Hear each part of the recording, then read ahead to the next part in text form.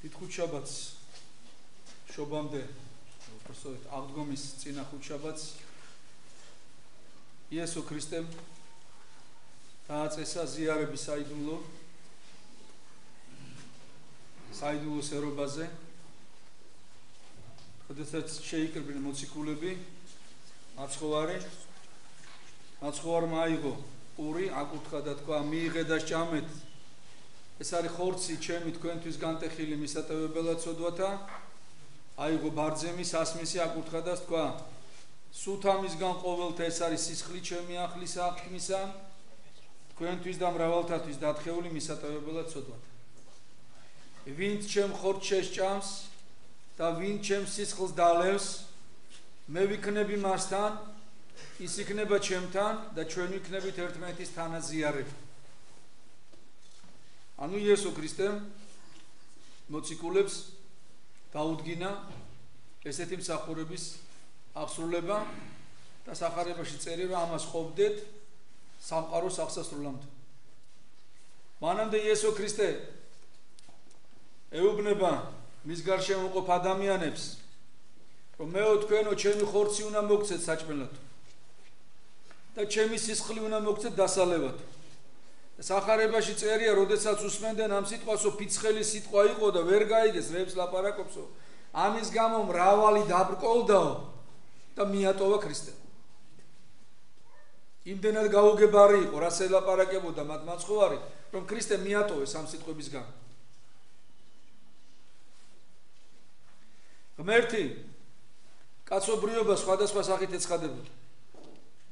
თქვენ გახსოვთ ძველ აღთქმაში, სანამ სამოთხეში იყო ადამი, ღმერთი პირდაპირ ხილულად ეცხადებოდა, ადამი ელაპარაკებოდა მას და პირდაპირ ურთიერთობაში იყო ღმერთთან. დაცემის შემდეგ ღმერთი უკვე შეფარულად სხვადასხვა სახით ეცხადებდა ადამიანებს. აბრაამს გამოეცხადა სამი ანგელოზის სახით მამრეს მუხასთან. მოსე წინასწარმეტყველს გამოეცხადა, როდესაც ის ცხოვრებს მწყემსავს, მაყლოვანის ბუჩკიდან ელაპარაკება, ცეცხლმოკიდებული მაყლოვანის ბუჩკიდან და ეუნება ვინახარო და მე ვარ, რომელიც ვარ, ეუნება, ანუ პირდაპირ ეუნება, რომ მე ვარ იეჰოვა, მაგრამ ეს მამა კი არ არის, სიტყვა ღვთისა არის, ვინ ელაპარაკება სიტყვა. ანუ იესო ქრისტე ელაპარაკებოდა მოსეს და ქრისტემ უთხრა, რომ მე ვარ იეჰოვა. ეს ალკე საუბრის თემა, ეხლა ამაზე აქ არ გავჩერდებით, მაგრამ მამა არ გამოცხადებიან მოსეს. ქრისტე გამოეცხადა სიტყვა ღვთისა, რადგანაც ელაპარაკაოთ წერია და ლაპარაკი რითი ხდება სიტყვით. ვინ არის სიტყვა? იესო ქრისტე. ცეცხლის სახით გამოეცხადა მოსეს. ილია წინასწარმეტყველს ქარში გამოეცხადა. შემდეგ მოსე წინასწარმეტყველი, როდესაც ასულია სინას მთაზე, თა დაიფარა, ღრუბლებით და გრგვინავდა, ქადა ჭექაქუხილით ელაპარაკება ღმერთი მოსეს. მაგრამ ახალ აღთქმაში წერია, რომ ღმერთი გამოჩნდა ხორცით. დანახული იქნა ანგელოზების მიერ და ამაღლდა დიდებაშიო. ღმერთმა ხორცნი შეისხნა სულისაგან წმინდისა და მარიამისაგან ქალწულისა განკაცდა, ანუ იშვა. იესო ქრისტემ დედამიწაზე მოსულმა ადამიანები მასთან სრულ ერთობაში რომ შეეყვანა, ამისთვის დაადგინა ზიარების საიდუმლო და უთხრა, რომ თქვენო ჩემი ხორცი უნდა ჭამოთო, რომ მე შემოვიდე თქვენშიო და ჩემი სისხლი უნდა დაალიათ, რომ მე შემოვიდე თქვენშიო და ჩვენ ერთნი უნდა ვიყოთო, ანუ თანაზიარები ვიყოთო. ეს სიმბოლურად კი არ არის, თქვა სიმბოლურად ხორცი ან სიმბოლურად სისხლი. არა, ეს მართლა ხორცი და სისხლია. ნახეთ რა წერია წმინდა წერილში. იოანეს ახარება მე-6 თავი. ამინ ამინ გეტყვით თქვენ, რომელ სარწმენეს ჩემი აქუნდეს ცხოვრება საუკუნოდ. მე ვარ პური ცხოვრებისა. მამათა ჩვენთა ჭამეს მანანა უდაბნოსა და მოწყდენო. ესე არის პური, რომელიც ზეცით გარდა მოხდა. უკე თუ ვინმე ჭამოს მისგან არ ამოკვდესო, თავის ხორცზე ეუნება. მე ვარ პური ცხოველი, რომელიც ზეცით გარდა მოხედ. უკე თუ ვინმე ჭამდეს ამის პურისგან არ ამოკვდეს, არამედ ცხონდეს უკუნისამდე. და პური, რომელი მე მივცე ხორცი ჩემი არის, რომელსა მე მივცე ცხოვრებისათვის სოფლისა. ილალვიდეს ურთიერთას ურიანი, ანუ ლაპარაკობდნენ ერთმანეთში ურიები. და იტყოდეს, ვითარ ხელეწიფების ამას მოცემა ჩვენ და ხორცი თვისი და ჭამად როგორ უნდა გვაჭამოს თავის ხორციო რეებს ლაპარაკობსო თქვა მადი ესუ ამინ ამინ გეტყვი თქვენ უკე თუ არა სჭამოთ ხორცი ძისა კაცისა და სვათ სისხლი მისი არა გაქუნდეს ცხოვრებაი თავთა შორის თქვენთან ხოლო რომელი ჭამდეს ხორცსა ჩემსა და სმიდეს სისხლსა ჩემსა აქ უნდეს ცხოვრება საუკუნო და მიაღვადგინე უკანასკნელსა მე დღესა მას დღესა რამე თუ ხორცი ჩემი ჭეშმარიტი საჭმელი არის და სისხლი ჩემი ჭეშმარიტი სასმელი არის და რომელი ჭამდეს ხორცსა ჩემსა და სმიდეს სისხლსა ჩემსა იგი ჩემთანა დადგრომილ არის და მე მისთანა ყველაფერი ნათქო აი ეს სიტყვების მოსმენა ვერ აიტანა ხალხმა ვერ გაუძლო დაფკულდა და მიატოვა ქრისტე ჩვენ ზიარების დროს ასაც ვიღებთ ეს მართლა ხორცი და სისხლია სიმბოლურად კი არ არის და მოჩვენებითად ხორცი და სისხლი მართლა ხორცი და სისხლია წარმოიდგინეთ როდესაც მღვდელი წყალს აკურთხებს წყალკურთხება გრძელდება 9 საათი ალბათ არც კი 25 წუთი მღვდელი აიღებს ჩვეულებრივ წყალს ონკანიდან მოუშვებს შეაგროვებს ჭურჭელში წაიკითხავს ლოცვას გადასახავს ჯვარს და ეს წყალი აღარ იღწდება ინახება წლობით მე გაგონდილი მაქვს რომ უწმინდესისგან ესეთი რამე რომ მე რო დავიბადეო მაშინდელი ნათლობის წყალი მაქვს რამდენი წელია პატრიარქი 84 წლის წყალი აიღე წყალი ონკანი და დადეთ ორ კვირაში რა მოვა აყროლდება სახში ვერ შეყოლ ესეც სული დადგება მღვდელი კითხულობს სიტყვებს გადასახავს ჯვარ და წყალი აღარ იხსნება ეძებდება 25 წუთიანი ლოცვის შემდეგ და წარმოიდგინეთ წირვაზე რა ხდება რამდენი ხანი მიმდინარეობს წირვამდე ემზადება წუხრის ლოცვები აცისკეს ლოცვები ემზადება და მღვდელი აკურთხებს პურს და იტყვის რომ ეს არის ხორცი აიღებს ღვინოს და გადასახავს და იტყვის ეს არის სისხლი და ეს ხდება ხორცი და სისხლი ჩვენ დროშით სამწუხაროდ და ადრეც იყვნენ ადამიანები ვისაც არ წამდათ რომ ეს ხორცი და სისხლია და კონდა კი ამ მღვდლის სიგნი რომელსაც მღვდელი კითხულობს და ბოლოში დანართია ეგ წერია მღვდელო როდესაც წირვა ჩაატარებ და წირვის დროს ჩაიხედაო ბარძიმში და დაინახო რომ იქო ღვინო და პური კი არ არის ხორცი და სისხლი ასხიაო და მერტმა პატიოს კაცო ხორცის ნაგლეჯები არისო ესო არ მიიღო ეს ბარძიმი ესო შენი ურწმუნოებისათვის დაუშვა ღმერთმა რომ შენ ვარ აქწამს რომ ეს ხორცი და სისხლია და რო იწამა მართლა ეს არის დააფარნავ ილოცეო დაიჩოკე და ილოცეო რომ ეს ხორცი და სისხლი და ხორციო პურა და ღვინოთ გარდაისახოსო ახადეო თუ დაინახა რომ ესე ხორცი და სისხლია კიდე დააფარე კიდე ილოცეო რომ ესო ურწმუნო ხარო შენ ეთყობაო პირდაპირ წერია წარმოიდგინე და ამიტომ განახებს ღმერთი ამას ანუ ესეთი შემთხვევები ეთყობინან ხშირად იყო რომ კონტაქტშია პირდაპირ შეტანი და ესეთი შემთხვევა არის აღწერილი გრიგოლ ღვთისმეტყველის ცხოვრებაში. წმინდა გრიგოლ ღვთისმეტყველი ატარებდა წირვას. მაშინ მღვდელი იყო.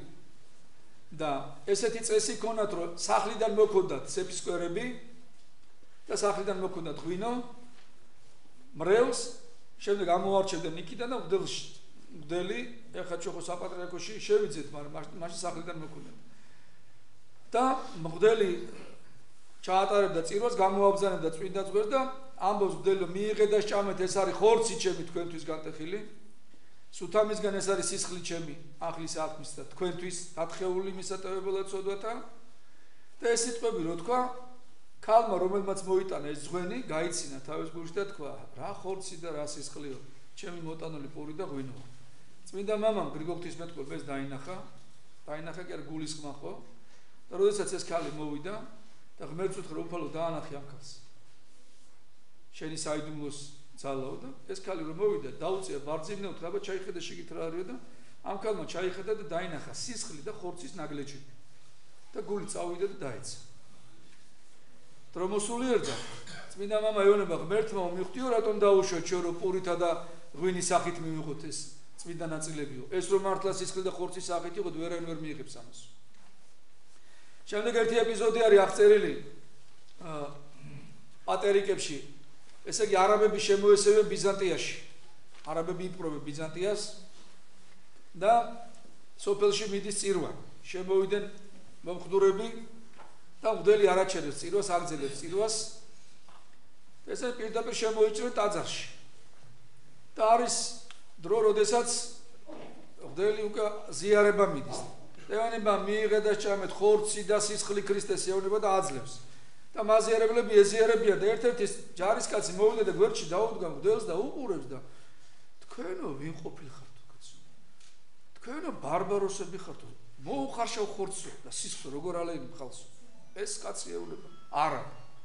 და მღვდელმა უთხრა ეს ხორცი და სისხლი კი არის, მაგრამ პური და ღვინოა და აინახე რა არის, რომ დაინახა მე ამ კაცსაც იგივე დაემართა რაც იმ კაცს, ამ არაბს და დაიწყო ამანაც თული მეც ქრისტიანი ვარ. და თავისმა თანამებრძოლებმა მოკლეს. მოწამეობრიობის გვირგვინი დაიდგა ამ კაცს. ადრე ქრისტიანებს რომის იმპერიაში, როდესაც დევნიდან ერთ-ერთი მიზეზი ქრისტიანების დევნის იყო ის, რომ მეუბნებოდით თქვენო კაცი ჭამიები ხართ, ადამიანის ხორცსა ჭამთ. ეს არის ცნობილი მიზეზი, რის გამოც ქრისტიანებს ზდევნიდან რომის იმპერიაში, რადგანაც იესო ქრისტეს ხორცს და სისხლს ჭამდნენ. წარმოვიდგინეთ იესო ქრისტე, სამყაროს შექმნელი მეორე პირი წმინდა სამების, ჩვენ ვახსენეთ დღეს მაყლოვანის ბუჩქს, რომ ცეცხლი ეკიდა და მოსეს რომ გამოეცხადა. მანამდე ბიბლია გახსოვთ როგორ იწყება დასაბამიდან შექმნა ღმერთმა ცა და მიწა. და მიწა იყო უსახური და სული ღვთისა იძროდა მასზე და თქვა ღმერთმა და გაჩნდა მზე, თქვა ღმერთმა და გაჩნდა მთვარე, ხმელეთი, წყალი, ვარსკვლავები, ცხოველები, მცენარეები, ფრინველები. თქმა რითი ხდება სიტყვით. სიტყვა ღვთისა ვინ არის? იესო ქრისტე. ანუ პირდაპირ სამყაროს ქმნიდა არა მხოლოდ მარტო მამა ღმერთი, არამედ სიტყვა ღვთისა და სული წმინდა, წმინდა სამება. აი ის ვინც სამყაროს შექმნა.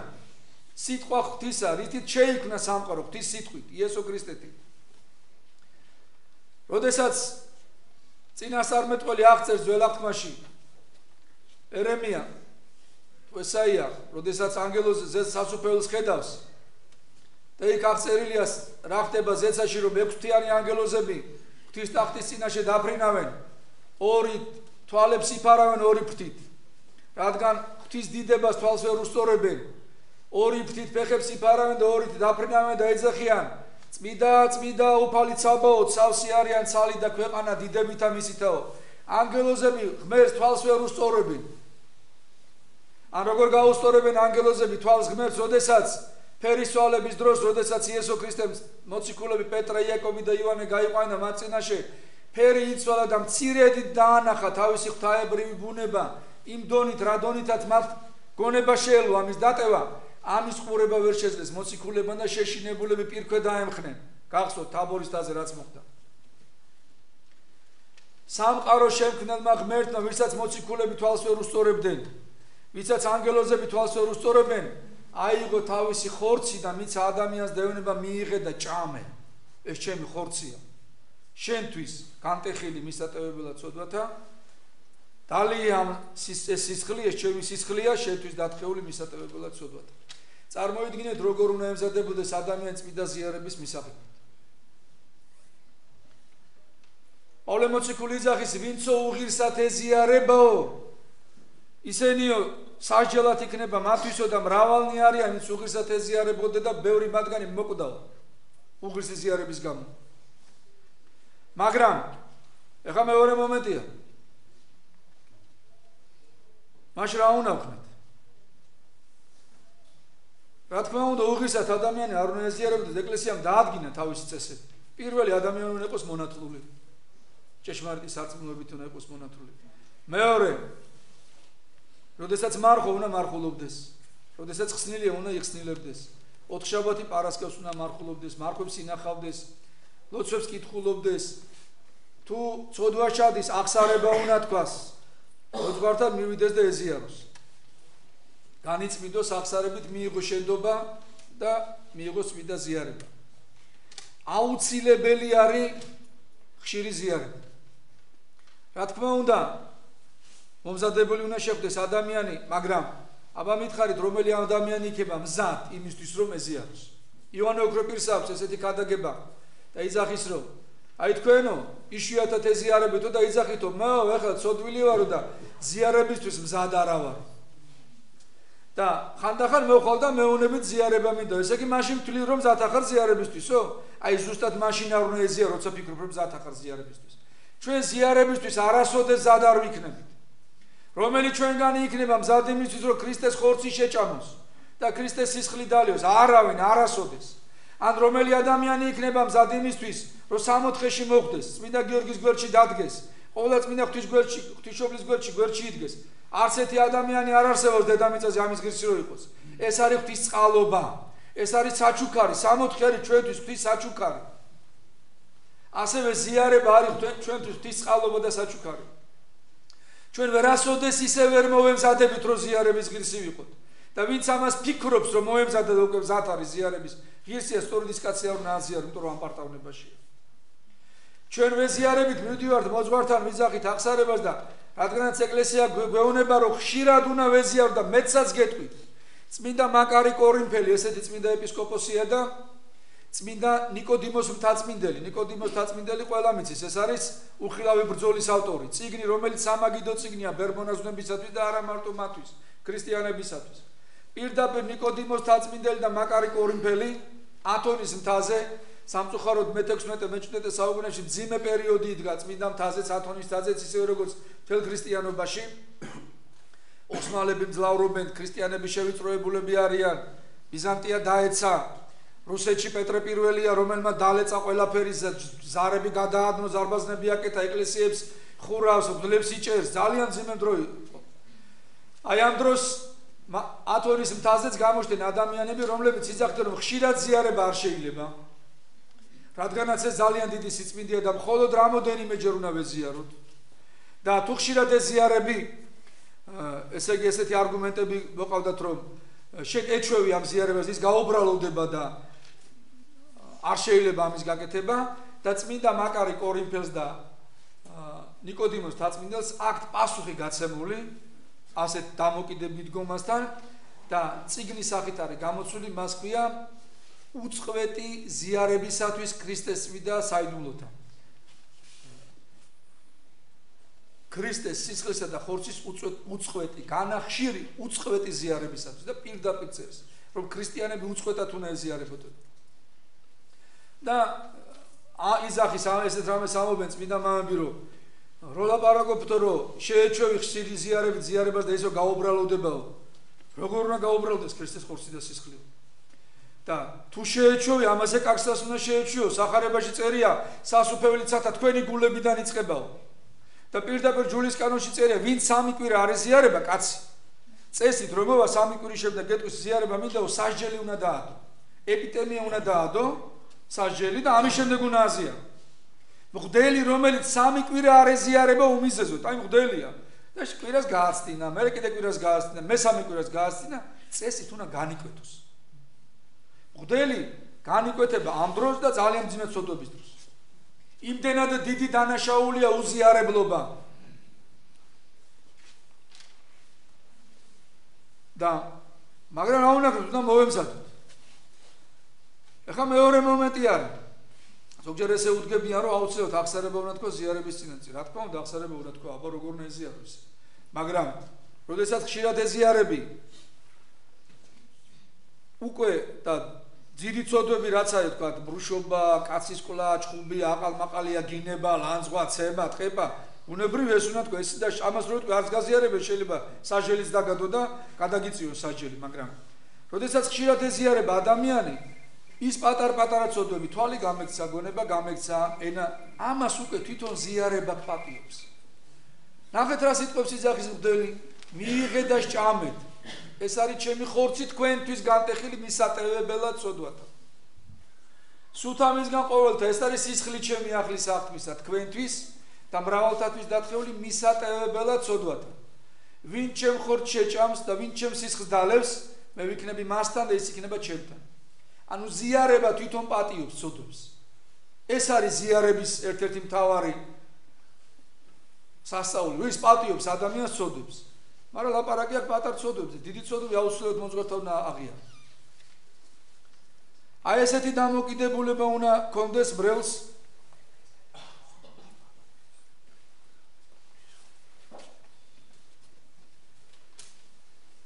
ზიარებასთან. ბასილიდიც ეკითხებიან, რჯულის კანონშია შეტარილი, იმდენად მნიშვნელოვანია ეს პასუხი. რამდენ ხანში ერთხელ ვეზიაროთ ჩვენო? და წმინდა მამა პასუხობს, ჩვენო კვირაში 4 ჯერ ვეზიარებით. შაბათი, კვირა, 4 შაბათი და პარასკევი. და თუ რამე დღესასწაული იქნება, იმაშიც ვეზიარებით. ზუსტად ესე იქცევენ ათონის დასიც.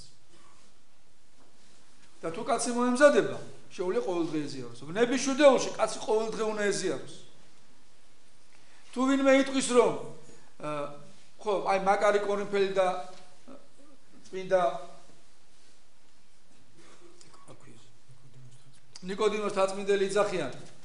როცა იძახიანო ხშირი ზიარების მოწინააღმდეგებიო, რომ ხშირად ზიარება არ შეიძლება, იშვიათად რო ეზიარებიო, უფრო მეტი მოგზაურობა გიშდება ღმერთისაო.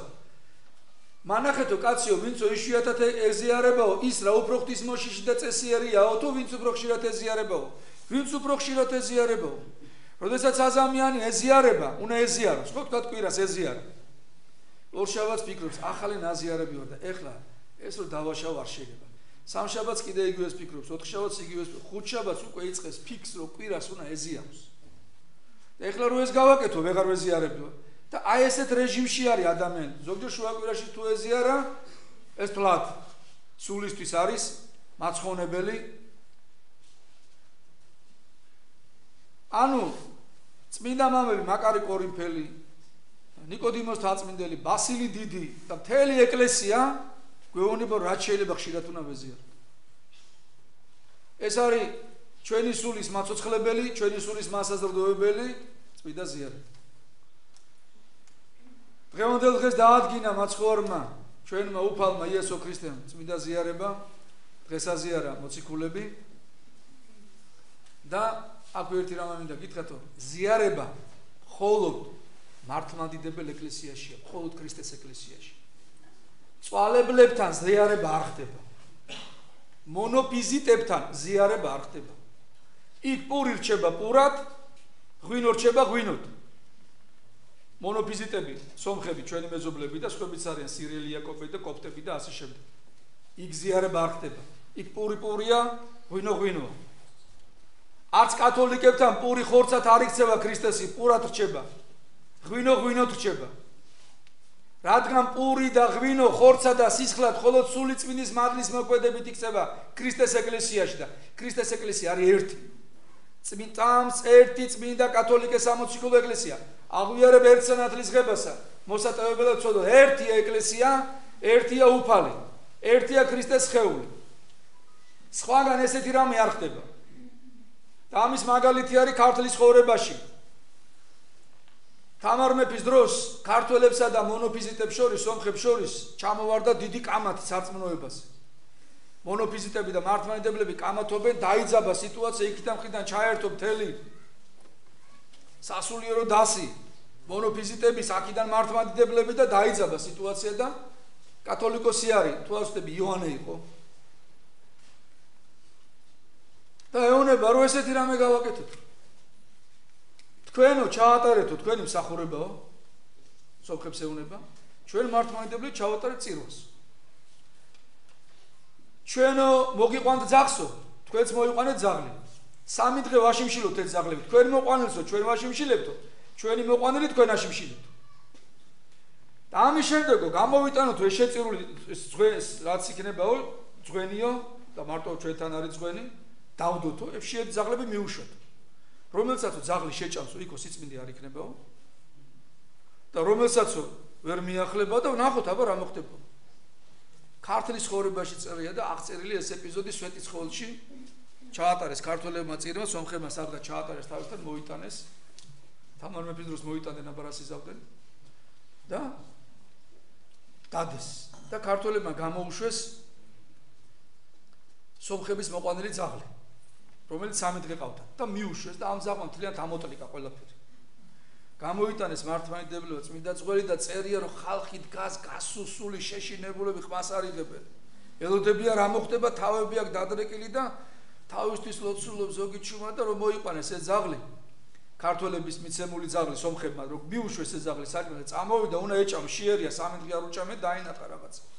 და რომ მივიდა და უნდა შეჭამო ზეციდანო გეგონებაო ჯოხი დაკრესო. ეს ძაღლი დაიკლაკნა.